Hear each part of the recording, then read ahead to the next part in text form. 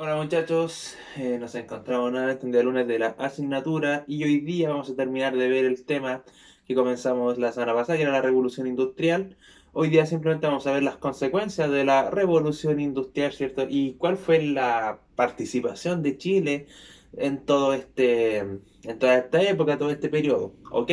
Pero antes de eso vamos a revisar la tarea que les había dado la semana anterior, que eran simplemente las páginas 78 y las páginas 79 ya. En la página 78 tenemos dos fuentes, ¿cierto? Dos textos de distintas miradas hacia la revolución industrial, pero más que a la revolución en sí, más que al proceso, hacia el nombre, ¿cierto? De esta etapa, ya si está bien denominado revolución industrial o si es que se necesita otro nombre, ¿ok? En base a eso, ¿cierto? La pregunta A había que explicar la postura de cada historiador, ¿ok?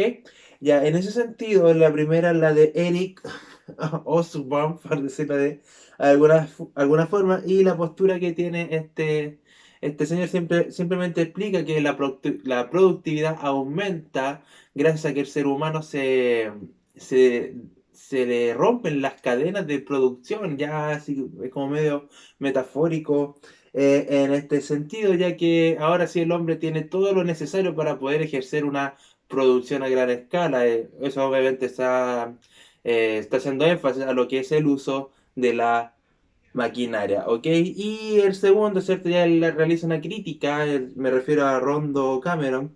Él ya realiza una crítica a lo que es el nombre, ¿cierto? Que él plantea que un poco se contradice el término revolución, porque revolución es un cambio drástico, industrial, ya que este fue un progreso, ¿cierto?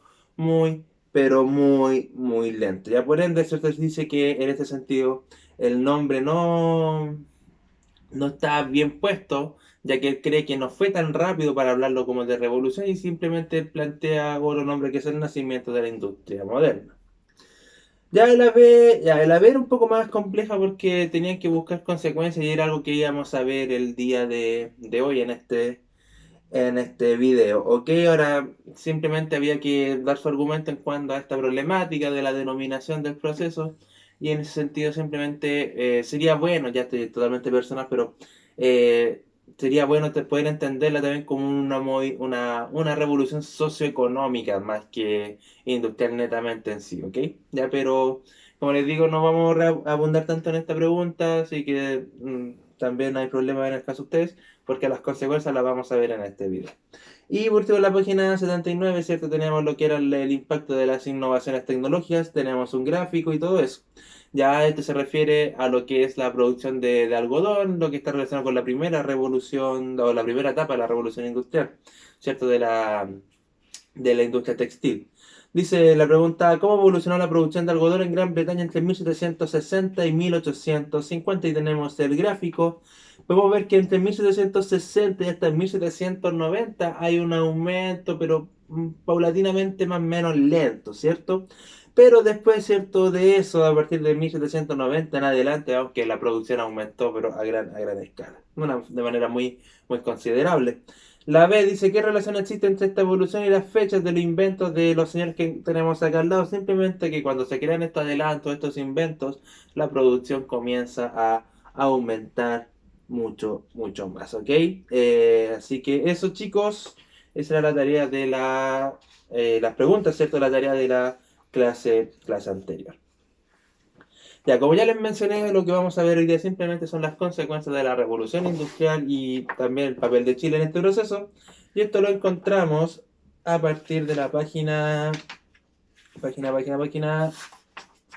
88. ¿Ok? En la página 88 tenemos los efectos de esto. ¿Ya? Y en base a eso, las consecuencias, ciertos efectos, prácticamente lo mismo, lo vamos a analizar en cinco ámbitos: en el ámbito económico, en el ámbito social, en el ámbito de las ciudades, ¿cierto? En el ámbito de la vida cotidiana y en el ámbito del medio ambiente, que es lo mismo que tenemos acá en el libro. ¿Ok? Ya, ¿qué pasa con el primer ámbito que le expliqué que era simplemente la economía? Que esto lo encontramos a partir de la página 88. Simplemente todo este periodo de la revolución industrial sustentó un poco las ideas del liberalismo económico y el surgimiento del del capitalismo, ¿ok? Ya que plantea esta idea simplemente de que una nación se hace rico o se hace rica gracias a las riquezas individuales de las personas. Por ende, la revolución industrial, ¿cierto? Esta creación de fábricas personales, por decirlo de alguna forma, va de la mano con toda esta idea del liberalismo económico, con esta idea del capitalismo, y así las naciones comienzan también a surgir, ¿ya? Ahora, ¿qué características tiene que tener el capitalismo? Se permite el lucro, es decir, una persona va a hacer un negocio especialmente para beneficio propio, para enriquecerse él. Se permite la competencia, estamos en libre mercado, liberalismo económico, ya tenemos claro, ¿cierto?, que es válido que exista la competencia. Y lo más importante, que el Estado tiene que intervenir lo menos posible, ojalá una nula intervención estatal. Ya todo esto obviamente marcado en la ley de la oferta y la demanda. Ya es muy similar a lo que hablamos de la unidad uno, sobre todo estas ideas de Adam Smith, ¿ok? Y en base, ¿cierto?, a toda esta consecuencia económica bajo este nuevo sistema económico que apareció, que es el capitalismo, el libre mercado, aparecen, ¿cierto?, las distintas ideas que tenemos acá, como el nuevo modelo económico, más claro, es en la economía liberal, que insisto, ¿cierto?, sustenta lo que es la propiedad privada, una libre mano de obra, es decir, ¿cierto?, en este caso son los dueños o los jefes los que ven a quién contratar, de qué forma contratarlo, etcétera, etcétera. Ya que el mercado se vaya regulando solo de acuerdo a esta famosa ley de oferta y demanda en ese sentido. Ya por eso es muy importante este nuevo modelo económico que surge, que insisto, todo influenciado gracias a las ideas de Adam Smith, ¿ok? Ya, la segunda cambio económico que va de la mano con toda esta ideología económica, ¿cierto? Con toda esta corriente económica, es lo que es la acumulación y la reinversión del capital, o sea, se permite, aquí estamos hablando que se permite el lucro, las personas, ¿cierto? Sí pueden ir acumulando capital, o sea, sí, todas las ganancias que les va quedando en dinero, en riqueza, por decirlo de alguna forma, sí lo van, ¿cómo se dice? Sí lo van acumulando para beneficio propio y a la vez también ellos pueden reinvertir ese dinero. En palabras más simples, la persona es libre de hacer con su dinero lo que quiera, ¿cierto? Del dinero que va ganando de acuerdo a su negocio o algo por el estilo. Después tenemos el desarrollo del sistema Fabril. ¿Qué quiere decir esto? Que desde ahora, o que en este periodo ahora son las fábricas, ¿cierto? La principal fuente laboral y de ganancia de la sociedad, ya que ahora se entiende que en las fábricas se encuentra todo lo necesario para una buena productividad. Si hay una buena productividad, va a haber un pago, ¿cierto? En este caso a los trabajadores, y una buena productividad, hay ganancia también para los dueños de la fábrica. Por ende, en la fábrica ahora es el principal, el centro productivo y económico de lo que son las labores, ¿cierto? De los trabajos en la sociedad, ¿ya? Y en este sentido, obviamente, va todo de la mano con lo que es la maquinaria, y con esto quiero seguir insistiendo. O sea, es imposible entender la revolución industrial sin el uso de la maquinaria.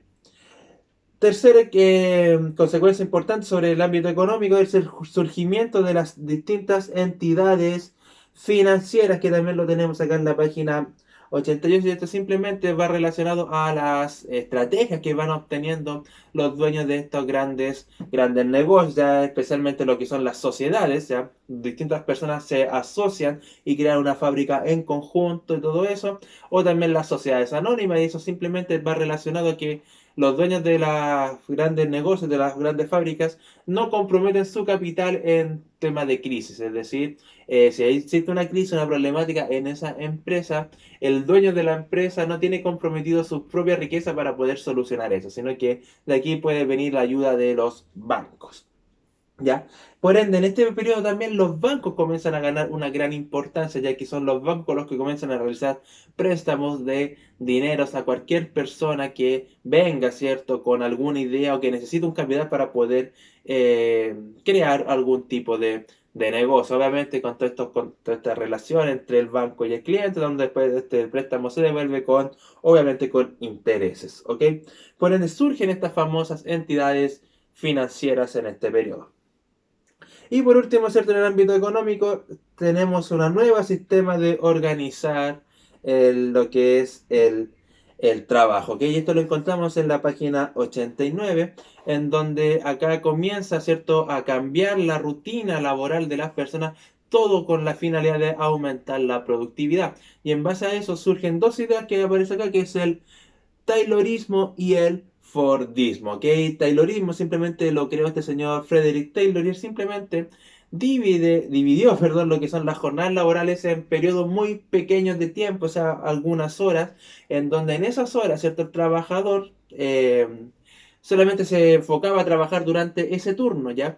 Ahora, en donde a él se le pagaba de acuerdo a la productividad que él tenía. Ahora, generalmente estas horas eran periodos cortos de tiempo, por ende, la idea era que no desgastar al trabajador y en esas pocas horas que el trabajador pudiera realizar la labor, estuviera, ¿cierto?, en unas condiciones óptimas para poder realizarla. Por ende, con eso se evita el desgaste del trabajador y la productividad no va a disminuir y ahí, ¿cierto?, se le paga de acuerdo a lo que haya producido este señor. Y la segunda es el Fordismo, fue por el empresario Henry Ford, que es este señor, es el que creador de los motores Ford, de toda esta industria automovilística, ¿cierto? Que comienza a surgir en este periodo. Y él, todo lo contrario al Taylorismo, él simplemente crea lo que es la producción en serie, especialmente gracias a la maquinaria, es como el uso principal para producir los distintos bienes, especialmente lo que son estas cadenas de montaje, ya que son cadenas que llevan distintos productos y esto evita lo que son los tiempos muertos, ¿ya? O sea, reemplaza la mano de obra humana en ese sentido, evita los tiempos muertos y con eso también aumenta lo que es la productividad, ¿ya? Y en este, cierto, en estos ámbitos es lo que se enfoca las consecuencias en la economía. ¿Qué pasa con el segundo ámbito que son la sociedad? Aquí comienzan a surgir lo que son las clases sociales. Yo siempre le he dicho la diferencia entre el estamento social y la clase social. Ya en la revolución industrial comienzan a surgir las clases sociales, o sea, estos grupos que sí tienen movilidad de clase y se consolida la burguesía. Ya hablamos lo que es la burguesía, lo tienen más que claro, ¿cierto? Y se consolida con todo su tipo de vida, sus riquezas y todo eso, ya que son estos, tienen los burgueses, los dueños de estas grandes empresas. Recuerden que como un ámbito importante de la burguesía era el trabajo, que el trabajo dignificaba a las personas, por ende el trabajo era muy importante para ellos. Surge una mediana burguesía que son estas pequeñas personas comerciantes que comienzan a hacerse medianamente ricos, exitosos de acuerdo a su negocio, pero no alcanzan al nivel de lo que es la burguesía. Y por último surge lo que es el proletariado urbano, que es esta clase trabajadora, ya que sufre, ¿cierto?, toda la falta de leyes, la nula intervención estatal en esta economía y comienza, ¿cierto?, a recibir abusos laborales, ¿cierto?, condiciones de vida muy, pero muy, muy malas, ¿ya? Y eso es lo que va a llevar después lo que es la famosa cuestión social. No solo se lleva aquí en Chile, sino que también en Europa, debido a la revolución industrial. O sea, por ende, el proletariado urbano, ¿cierto?, simplemente sufrió toda la parte negativa de la revolución industrial, como ya les comenté, ¿cierto? Los abusos laborales, los malos tratos, la pobreza, porque no les pagaban bien y cosas por el estilo. ¿Ya? Y esto se debe simplemente a que las condiciones de trabajo en este periodo eran muy, pero muy, muy malas, ya como no había intervención estatal, ¿cierto? Bajo la idea del capitalismo, simplemente en ese sentido el Estado intervenía muy, pero muy poco, por ende en las fábricas se creaban las distintas normas y que tenían que ser muy, pero muy estrictas y las personas, el trabajador que no la cumplía, recibía castigo y muchos de estos castigos a veces eran los mismos golpizas de sus propios jefes, ¿ok? ¿Ok? Entonces la fábrica era un lugar que tenía un fuerte control en base a sus trabajadores. Todo esto, obviamente, insisto, ¿cierto? Debido a la ausencia de leyes que existían en, en este periodo. Y hay otra cosa importante, la mano de obra reemplazable. Ya era tanta la demanda de trabajo que generaban estas empresas, ¿ya? Que si una persona producía menos o si una persona se lastimaba o sufrió un accidente, simplemente era despedida y cambiaban a otro trabajador. En este periodo tampoco había una ley que ayudara, ¿cierto?, a los accidentes laborales.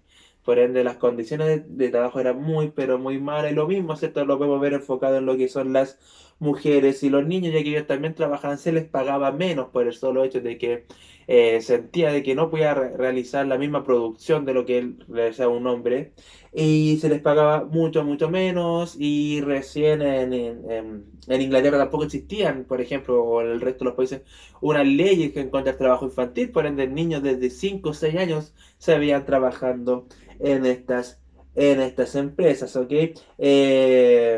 Hasta que después, ¿cierto?, en Inglaterra queda el ejemplo que se genera una ley en favor de los niños donde solamente ellos pueden trabajar 12 horas. O sea, imagínense, hoy en día la jornada laboral son 8 horas. Imagínense en ese periodo, niños trabajando 12 horas. ¿Cuánto trabajaban las demás personas? O sea, prácticamente 16 20 horas. ¿Ok? Por ende, socialmente vemos que surgen las clases sociales y vemos una diferenciación también de acuerdo a qué grupo, ¿cierto? Pero había muchos abusos laborales en este periodo.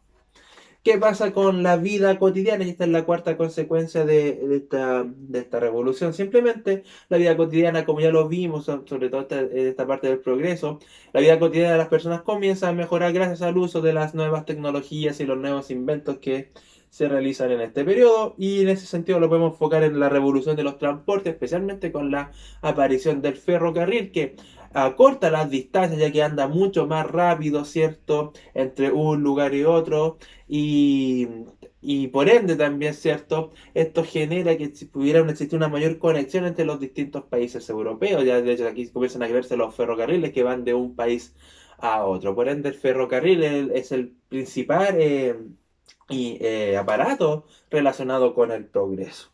¿Ya qué pasa con la navegación? La navegación también mejora ya que apareció lo que yo, perdón, lo que les comentaba que era el motor a vapor o la máquina a vapor, ¿cierto? Que gracias a esta energía del calor aumentaba la velocidad y lo mismo se acortaron la distancia ahora entre un continente y otro, ahora de Europa a América se era mucho menos tiempo de viaje y cosas por el estilo, ¿ok?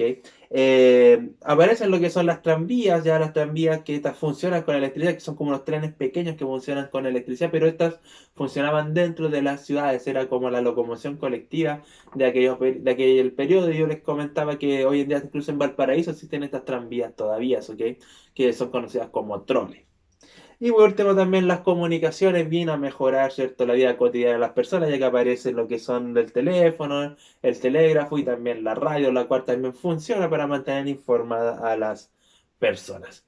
Y la quinta consecuencia lo vamos a relacionar simplemente a lo que es el medio ambiente y la revolución industrial comienza a modificar lo que es el paisaje, ¿ok? En ese sentido, ya el ser humano cambia su visión de la naturaleza y simplemente ve a la naturaleza como una fuente de ingreso económico y con eso comienza a sobreexplotar los recursos naturales, generando la deforestación, por ejemplo, para utilizar la madera, especialmente para las energías que se está usando en ese tiempo, las máquinas a vapor, obviamente. El uso del suelo comienza a ser sobreexplotado, especialmente para lo que es la agricultura, para perfeccionar todos estos sistemas de cultivo. Por ende, el ser humano simplemente comienza a transformar considerablemente lo que es el paisaje o la naturaleza. Aparece también lo que son las contaminaciones, las primeras contaminaciones en estas ciudades industriales, ya en estas ciudades, ¿cierto?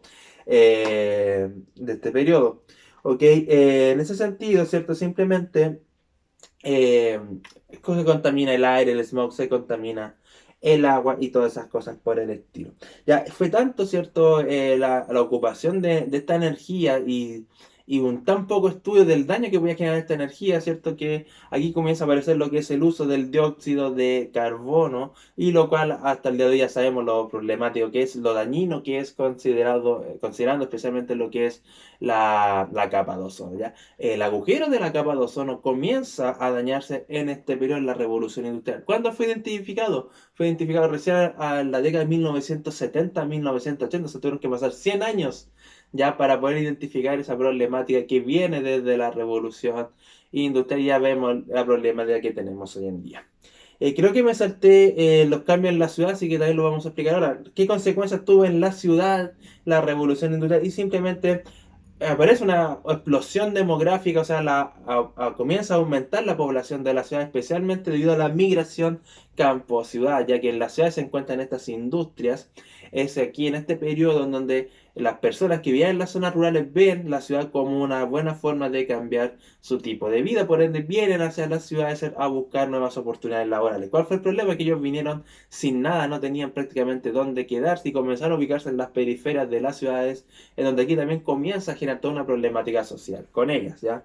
Y en base a eso, en base a las ciudades se transforman en dos espacios, vemos la ciudad céntrica y la ciudad periférica, donde en la ciudad céntrica vive, ¿cierto?, esta clase social más adinerada, la clase social más alta, especialmente la burguesía, y en donde la ciudad céntrica es en donde está la luz eléctrica, están todas estas tranvías, o sea, todo el ideal de progreso se encuentra en el centro de la ciudad, pero aparece en la ciudad periférica o estos distintos barrios marginales que se le llaman, en donde viven las sociedades más pobres, donde viven los trabajadores, o sea, este grupo proletariado, en donde no existe ninguna condición de salubridad, no tenían agua potable, no tenían alcantarillado, no había luz eléctrica tampoco. Por ende, se generaban muchas enfermedades, muchas personas morían por enfermedades como el tifus, la sífilis, eh, había también mucha delincuencia porque no había control policial en estas ciudades periféricas también. O sea, por ende, la revolución industrial también genera una marginación en la ciudad céntrica y la ciudad periférica. La ciudad céntrica vive lo mejor, ¿cierto?, de la sociedad bajo todos estos adelantos tecnológicos del periodo, pero la ciudad periférica viven las personas más pobres, donde está muy asociado a lo que es el alcoholismo, la delincuencia y todo eso, ¿ya? Así que, bueno, eso muchachos, relacionado con las consecuencias de la revolución industrial. Ahora, ¿qué pasa con Chile durante todo este periodo? Esto lo encontramos en la página 93. Simplemente Chile comienza a intentar hacer cambios desde la época colonial a cuando comienza, ¿cierto? O cuando se independizó, ¿cierto? Comienza a legislarse de manera libre y en ese sentido Chile mantiene algunos parámetros coloniales, especialmente en la exportación de recursos naturales. Ese era el sustento económico de Chile en este periodo, no solo de Chile, sino que todos los países de América Latina. Por ende, ellos entendían que mientras más exportaban sus recursos naturales, ¿cierto?, en beneficio de los otros países, también ellos, la economía nacional iba a comenzar a surgir. Por ende, simplemente es una exportación de materias primas. Y en el siglo XIX, en Chile podemos enfocarlos en dos etapas, ¿cierto?, de exportación de recursos naturales. La primera la va a asociar lo que es más o menos entre 1850 y 1860, y esta se basa especialmente en una exportación minera y agrícola, productos como la plata y el cobre eran muy requeridos, especialmente en Europa. Y con esto Chile se iba obteniendo ganancias. Y el trigo también, ¿cierto? Especialmente a lo que es Estados Unidos y California. En este periodo en California está viviéndose lo que es la famosa fiebre del oro. Por ende, se necesitaba mucha comida, mucho trigo especialmente, ya que muchas personas estaban yendo a California a cambiar su suerte. En ese sentido, volverse a la fiebre del oro, ¿ya? Pero aún así, ¿cierto? Esta exportación, esta primera etapa económica chilena, no le generó grandes ingresos a la nación. ¿Dónde se generó grandes ingresos? En la segunda etapa, que es simplemente el auge del salitre, que va desde 1880 y lo encontramos en la página 94.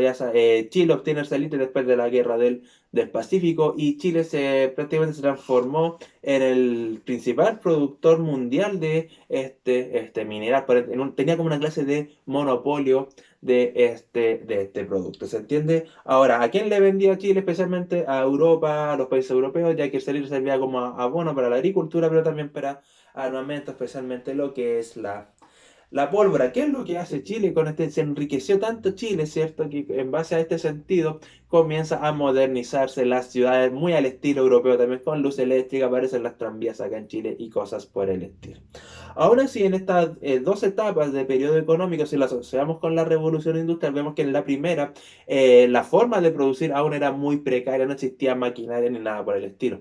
Pero ya con la economía del salitre sí aparecen mayores fábricas acá en nuestro país, ya que sí tenía el capital, el dinero para poder instalarlas, y aquí sí comienza a instalarse lo que es el uso de las maquinarias en estas fábricas. Por ende, es en la segunda época económica o en el auge del salitre cuando podemos hablar de una clase de revolución industrial en nuestro país. Ahora, no solo la economía se modernizó, sino que también todo el país gracias a las ganancias del salitre y lo podemos ver en el desarrollo de la infraestructura de transporte. Acá en Chile también llega el ferrocarril, de hecho el ferrocarril es el principal sinónimo de progreso en nuestro país. Los puertos también comienzan, ¿cierto?, a, a modernizarse. Ya aparece también la red vial, que son estas tranvías que también aparecen, que ya les comenté hace un rato, especialmente en Santiago y Valparaíso como las ciudades más importantes, ¿ok? Comienza a transformarse la agricultura, ya que gracias a estas ganancias se comienza a traer esta maquinaria y también, ¿cierto?, se comienza a aumentar la producción agrícola, existe un desarrollo de las finanzas, ya que aparecen los primeros bancos de nuestro país con lo mismo, la misma intención, ¿cierto?, de prestar dinero, como ser como una clase de apoyo para estas grandes empresas. Y por último se creó una sociedad del fomento fábrica, que es la famosa SOFOFA, que es un grupo, ¿cierto?, de pequeños empresarios que crean como un sindicato y ellos comienzan, ¿cierto?, a implementar lo que es la industrialización en nuestro país, ¿ya? Ahora, insisto, todo esta idea de industrialización proviene después de 1880, ya debido, gracias a las ganancias que se obtuvieron del salir. Ahora, aún así, en base a todo esto, Chile, hasta más o menos mediados del siglo XX, 1950, se mantuvo siendo un país con características principalmente rurales, la mayoría de la población vivía en rural, bajo un sistema socioeconómico rural a lo que se refiere con las grandes haciendas, perdón, y el sistema de inquilinaje, que es un sistema que viene de la época colonial, ¿ok? Pero aún así Chile, ¿cierto? Sí sufre o sí obtiene un poco las consecuencias de la revolución industrial, pero sí más atrasado que el resto de los países, que Europa y Estados Unidos, ¿ok? La revolución industrial llega a Chile de manera muy limitada y recién gracias a la economía arcelino, o sea, a finales del siglo XIX, casi 100 años después de cuando esto se inicia en Inglaterra, ¿ya? Pero, por ende, simplemente porque Chile en este periodo se enfocaba en lo que era la exportación de recursos naturales, dependía de la economía extranjera y no de una economía local, algo muy similar, ¿cierto?, a lo que se mantiene el día de hoy, ¿ya? Así que eso, chicos, me alargué un poco, parece, lo siento, pero igual era harto el contenido de ver el día de hoy, pero simplemente entonces las consecuencias las enfocamos en estos ámbitos económicos, como les mencioné, social, de la ciudad, de la vida cotidiana y el medio ambiente. Muy importante tener en claro estas consecuencias, ¿ok? Y por último, el rol de qué pasaba con Chile en este periodo de la Revolución Industrial. Y ya vemos que iba más atrasada, al igual que todos los países latinoamericanos de carácter subdesarrollado, iba mucho más atrasado que el resto y llegó, ¿cierto?, una clase de revolución industrial recién a finales del siglo XIX, ¿ya? Aún así, ¿cierto?, la maquinaria llega igual a Chile en este periodo y comienza, ¿cierto?, a ayudar a las ciudades nacionales, obviamente enfocándose muy en este ideal de progreso, pero más atrasado a lo que se había generado en Europa. Así que eso, chicos, espero que se haya entendido. Cualquier duda que tengan me la realizan.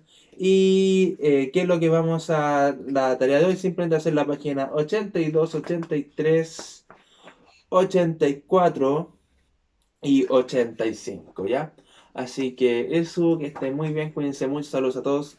Chao, chao, chao, chao.